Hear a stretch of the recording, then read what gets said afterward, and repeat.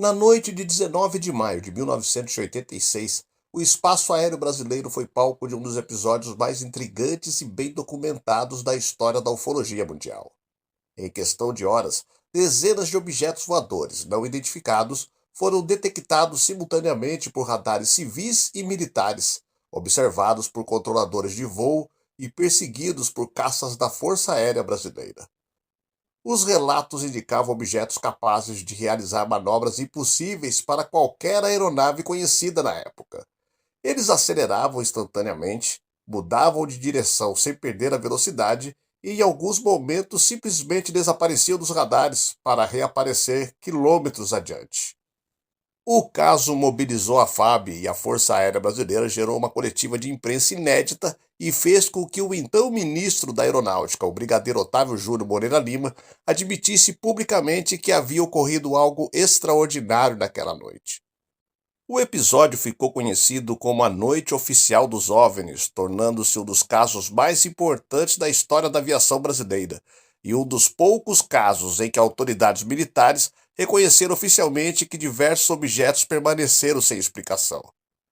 Mas afinal, o que realmente cruzou os céus do Brasil naquela noite? Seriam fenômenos naturais? Tecnologia secreta? Ou algo completamente desconhecido? Eu sou o Sidney Góes e você está na Hora do Medo. Se inscreva no canal, deixe seu like e vem comigo que no caminho eu te explico.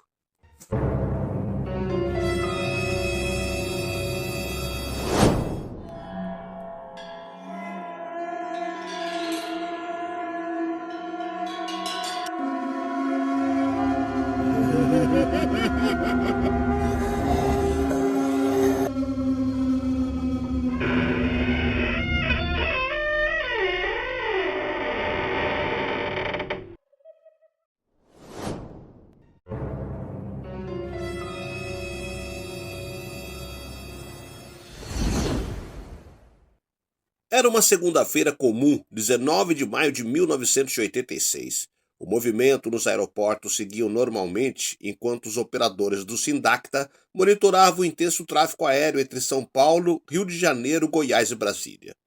Pouco depois das 8 da noite, começaram a surgir ecos incomuns nos radares. Inicialmente acreditou-se que fossem falhas dos equipamentos ou interferências atmosféricas. Mas havia um detalhe inquietante.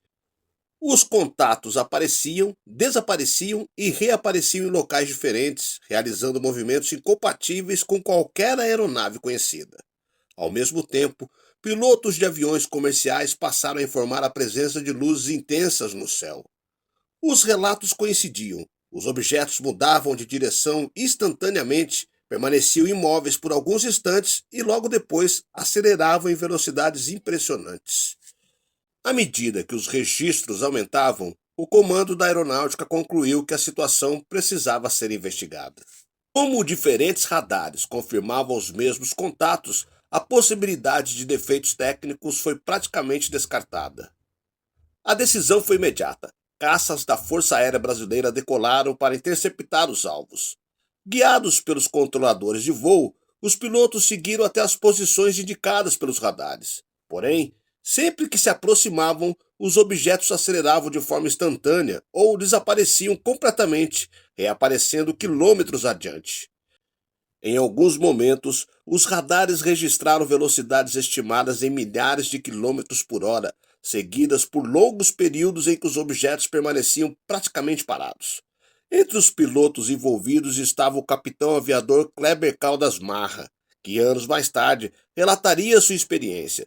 Segundo o seu depoimento, os objetos não apresentavam asas, fuselagem ou qualquer sistema de propulsão visível. As luzes variavam entre branco intenso, vermelho, alaranjado e verde, sem seguir um padrão.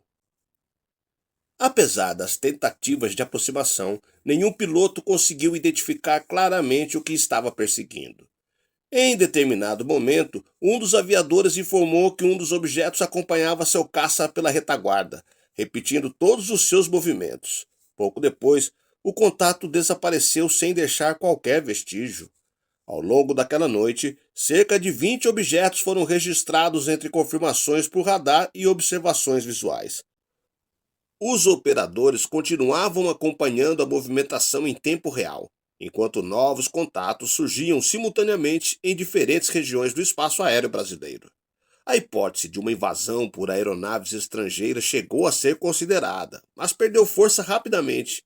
Nenhum país conhecido possuía em 1986 tecnologia capaz de realizar manobras daquele tipo, alternando entre permanecer imóvel e acelerar instantaneamente para velocidades extremamente elevadas.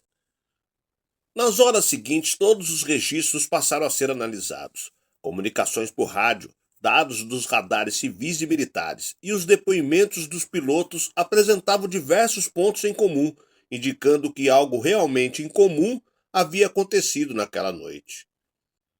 Dias depois, o então ministro da Aeronáutica, o brigadeiro Otávio Júlio Moreira Lima, convocou uma coletiva de imprensa histórica.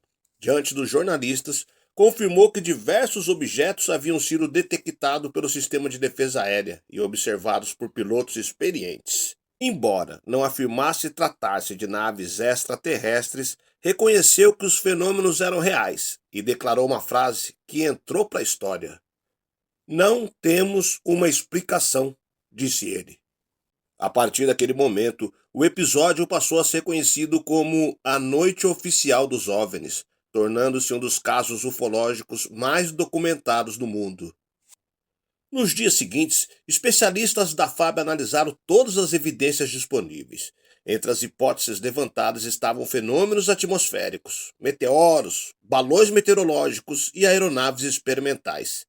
No entanto, nenhuma dessas explicações conseguia justificar, ao mesmo tempo, os registros de radar, os relatos dos pilotos e o comportamento dos objetos observados. Décadas depois, documentos oficiais disponibilizados pelo Arquivo Nacional confirmaram que o caso foi tratado com extrema seriedade pelas autoridades militares. Os relatórios descrevem as interceptações, as comunicações entre pilotos e controladores e os registros dos radares, mas não apresentam uma conclusão definitiva sobre a origem dos objetos. É justamente essa combinação de testemunhas treinadas, registros eletrônicos e documentos oficiais que faz da Noite Oficial dos OVNIs um dos episódios mais importantes da história da aviação brasileira. Assim como casos famosos ocorridos em outras partes do mundo, o incidente de 19 de maio de 1986 permanece sem uma explicação conclusiva. Independentemente da interpretação de cada pessoa, os acontecimentos daquela noite são um fato histórico. A mobilização da Força Aérea Brasileira, a perseguição realizada pelos caças, os registros simultâneos em radares e o reconhecimento público do brigadeiro Otávio Júlio Moreira Lima garantiram ao caso um lugar permanente da história. Quase 40 anos depois, a pergunta continua a mesma. O que você acha? O que foi que realmente sobrevoou os céus do Brasil naquela noite? Muito obrigado por acompanhar este vídeo até o final. Se você gosta de conteúdos que contam casos reais com respeito às vítimas e compromisso com a informação, inscreva-se no canal, deixe seu like e ative as notificações para não perder os próximos vídeos.